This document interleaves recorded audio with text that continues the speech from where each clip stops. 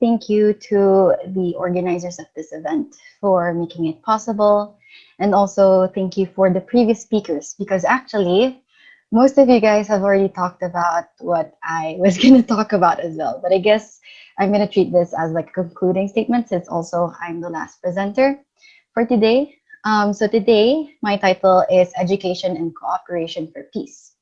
So as you can see here, it's not very specific of a certain SDG, but it does tackle SDG, and we'll see why later. So first of all, what are the indicators of peace? So when we say peace, what is it really?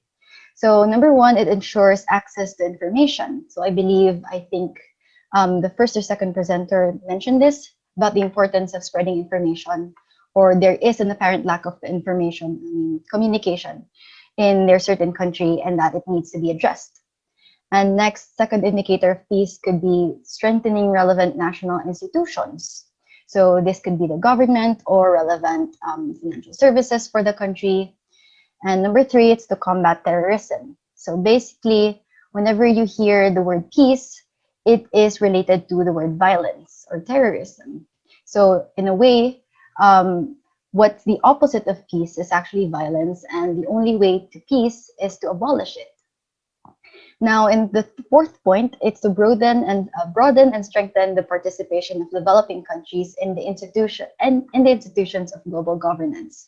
So here we are talking about the participation, just like what I think Ashish has mentioned about how developing countries should also have a say, and how everyone should have a part in making decisions for the international community. And next, in the last indicator, it's significantly to reduce all forms of violence. So just like I said, the opposite of peace and violence, and the only way to achieve it is, by some definition, without violence. A place without violence is peace. So basically, firstly, what is violence? There are many types of violence. It could either be physical violence, as in wars. It could be psychological violence, individual psychological violence, and that is actually considered to be violence in itself. And next, there's also cultural violence. There's discrimination, racism, and the inequalities, like what we just discussed earlier. And we are still far from achieving peaceful and inclusive societies. But I believe that it is a process, and with small steps onto mitigating it or combating it, it might not be seen now, but it does create a change in the longer run. And if there is a recognition to these problems around us, and we act upon it properly, then humanity will reap the benefits in the long run. So the use of international law in the means of providing measures for conflict is something that people should follow across borders. So just like what Gio has mentioned earlier, the creation of the United Nations, although some have reservations in it, basically what we are looking forward to, or what we are aiming for, is the cooperation entailed compromises among countries. And so the differences among these countries and the issues that they have will be discussed under one institution. And next is to understand the topic deeper. So when we say violence and peace, we basically hear about many current news today. I believe Ashish has also mentioned these issues: the Myanmar crisis today, the Israel and Palestinian conflict, and we also have the Global South. So these issues are just very little, as it covers like less than 1% of the world problems today. But it's very relevant, because why? Many people are affected and many people are dying every day. Even as I talk now, people are actually dying through wars. And so what can we do to prevent it? So it's by enlightenment through peace education. So one of my main talks today is not only just about peace, promoting peace, but it's actually about the education about peace. We should hold upon the idea as human beings that we were given the mind to cooperate, that could entail compromises among others, and that consequently, many people nowadays are becoming more aware of their responsibilities and obligations to the global community. So for example, many people are protesting, many people are speaking out to their government. And we can no longer remain silent as the youth as well, and nor ignore the prevalent global issues that may harm humanity. And that's the very reason why we are even having this talk today, is to share our ideas and to speak out. And further neglection of injustices do not only lead to further damages to the society as a whole, but that is why people must not be too content of living an unjust life.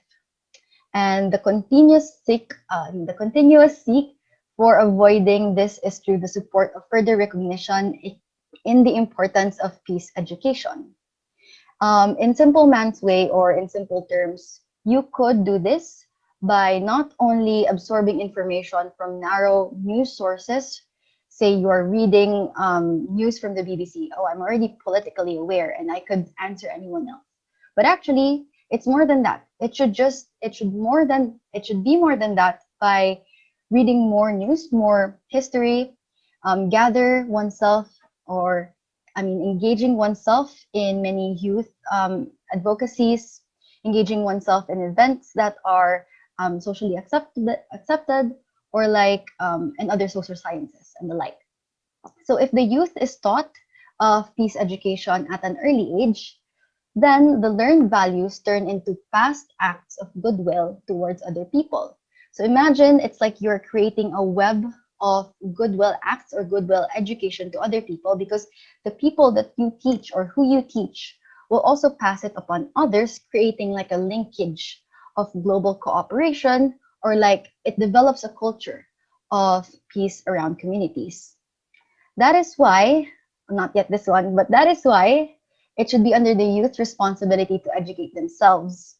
And I'd like to share this great quote. I got it from somewhere. I think my friend here has also shared it before to me. He said, looking at World War II, it was the engineers who built the crematoriums in Germany and the scientists who created biological weapons that killed millions.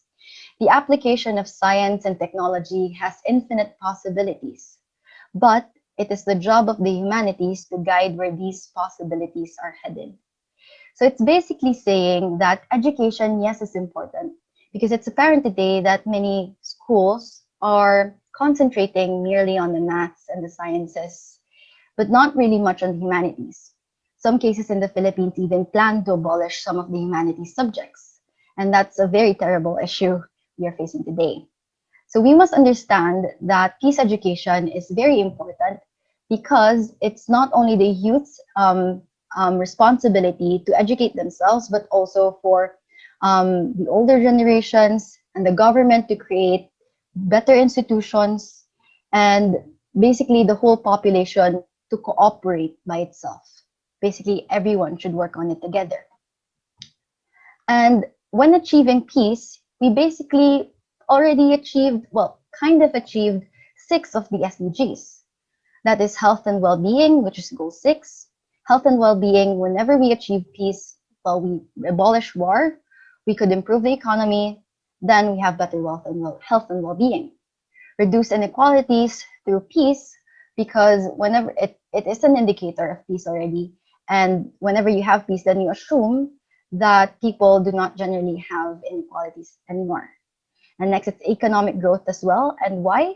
It is because, if you notice, wars among countries are funded so much more than our health facilities or our health programs. For example, just like the US, they fund their military more, they fund the creation of their armed forces more, or the creation of weapons more, than prioritizing the health programs of their country. So we can achieve economic growth if we attain peace, because basically the creation of these weapons, or these destructive weapons, is very dangerous to a lot of people, and it only is a waste of money, in my opinion at least. And next, it promotes the environment, because again, there are these destructive weapons that could harm the environment, and a lot of the destructions of the environment are actually caused by chaos or conflicts. And next, it's peace and justice, obviously, attaining peace. And goal 17 it's creating stronger institutions, meaning there is an interconnected connections between countries who cooperate and compromise into creating better policies. So basically, before I end my presentation, I'd just like to say that as an advocate of equality, or as an advocate for equality, I believe that societies should create themselves with stronger institutions that will provide a notion for peace and justice for all, and that people or children should educate themselves, or that institutions should promote peace education, and that what we aim for is not actually a perfect world, but a place where everyone is enjoying their basic rights and achieving or receiving their adequate needs. So that's it for my presentation. I hope I didn't take long. Thank you very much.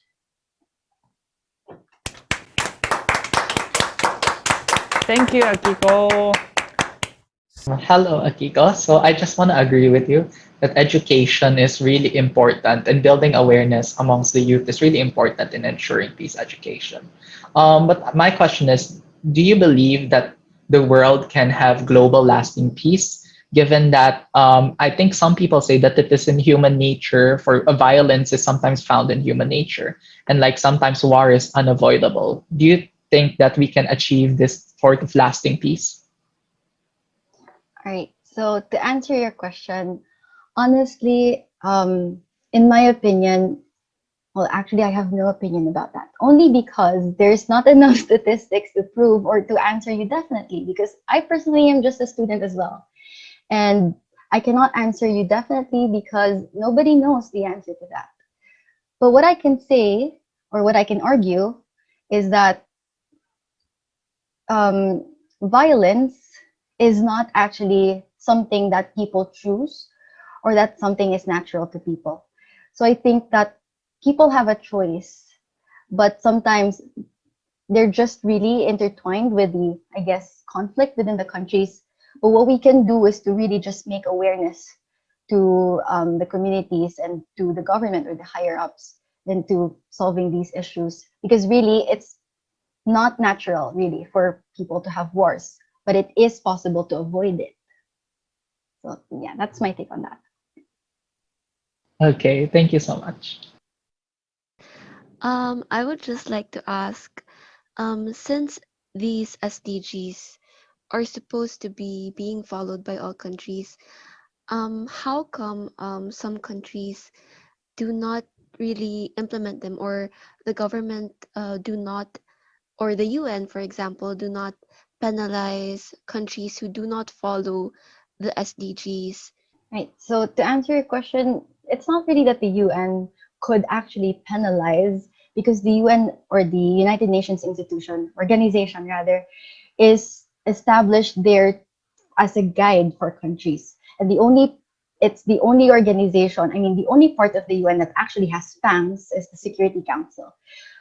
They could do some sanctions over countries, but generally the 90% of UN probably doesn't even have that much power. But it's not that people should be punished. I think what the UN is doing for countries to achieve SDGs is by providing them incentives. For example, tax incentives. Businesses cut their carbon emissions due to tax incentives, and many other platforms by the UN. And as well as basically it's cooperation. For example, if I'm a country, for example, I'm the US, and I bring about a good something, I mean, I solve one solution, for example, I cut my carbon emissions, then it has other benefits, such as inspiring other countries. For example, I am under the country of the US. Then, since I'm under the country of the US and the US follow this rule, then most likely, just like what Gio mentioned earlier, it's really that countries follow each other. So it basically, again, it's tax incentives and the following of each other in the countries. Yeah. These countries who are following the SDGs are mostly the developed countries. So the developed countries get tax benefits and other stuff like that. But what about the developing countries? Like, not all developing countries can follow the SDGs because of their lack of resource. It's not a one size fit all solution for the problems that are happening to all countries, and the goals are actually top down and very bureaucratic. So what do you think should we do in order to change that, or to change the system of the UN?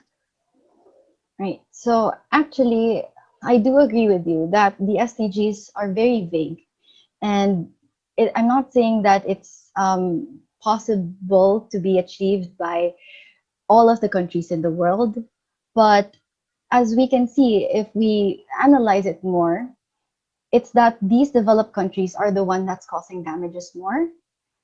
And for example, climate change, for example, pollution.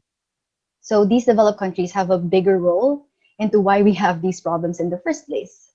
But if you ask me about how the developing countries could also cope up with the SDGs, it's that I believe that some research or some news that I've read, not really a news, but like a fact that I read, is that each country has its own quota. It's not really a one size fits all, like you said.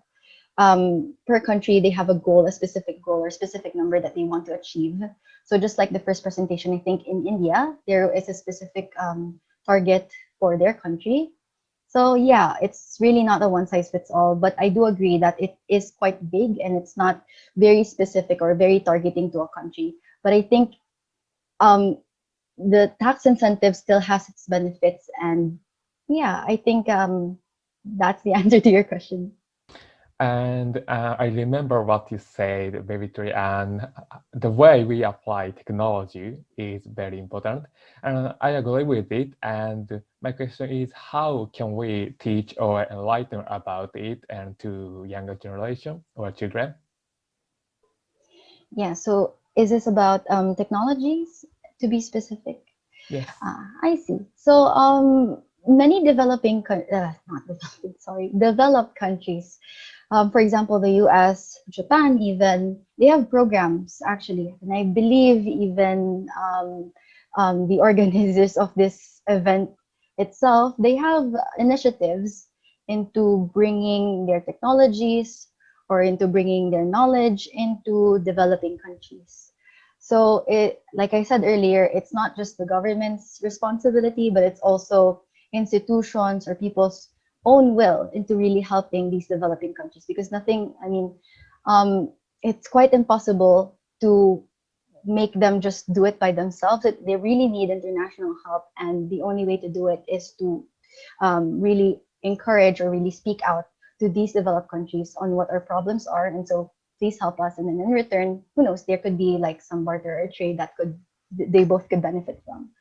So yeah, I think it's really just through education and through the initiatives of even the smaller institutions. Yeah. Okay, very instructive. Thank you.